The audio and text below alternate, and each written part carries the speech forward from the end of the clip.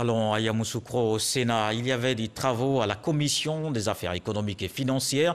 Le ministre du Budget, Moussa Sanogo, a présenté 2 projets de loi, des textes que les sénateurs ont ratifiés. Ils portent sur la fiscalité dans les domaines énergétiques et les marchés publics. Kader Sogodougou. Moussa Sanogo, ministre du Budget et du portefeuille de l'État, est devant la Commission des affaires économiques et financières du Sénat. 2 projets de loi sont à ratifier.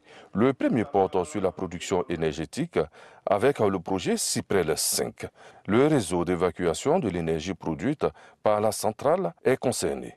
Afin de répondre aux demandes des bailleurs de fonds et ainsi permettre aux titulaires d'obtenir les financements nécessaires à la mise en œuvre du projet, l'État et le titulaire ont décidé de conclure un avenant à la convention ATINCO, dénommé l'avenant numéro 1. Au terme du dit avenant, les parties ont notamment convenu pour faire baisser les coûts de réalisation du projet CIPEL 5, de confier la réalisation du réseau d'évacuation de l'énergie produite par la centrale à Côte d'Ivoire Énergie et de lui accorder des avantages fiscaux et douaniers analogues à ceux accordés pour la réalisation de la centrale. Le deuxième projet de loi porte sur des mesures d'allègement fiscal relatives aux pénalités de retard en matière de marché et commandes publiques.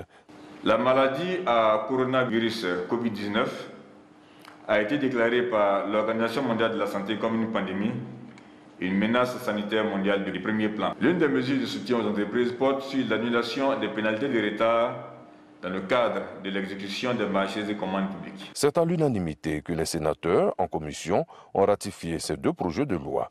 Moussa Sanogo sera de retour au Sénat dans les jours à venir. Cette fois-ci, il sera question du budget 2021 de l'État de Côte d'Ivoire.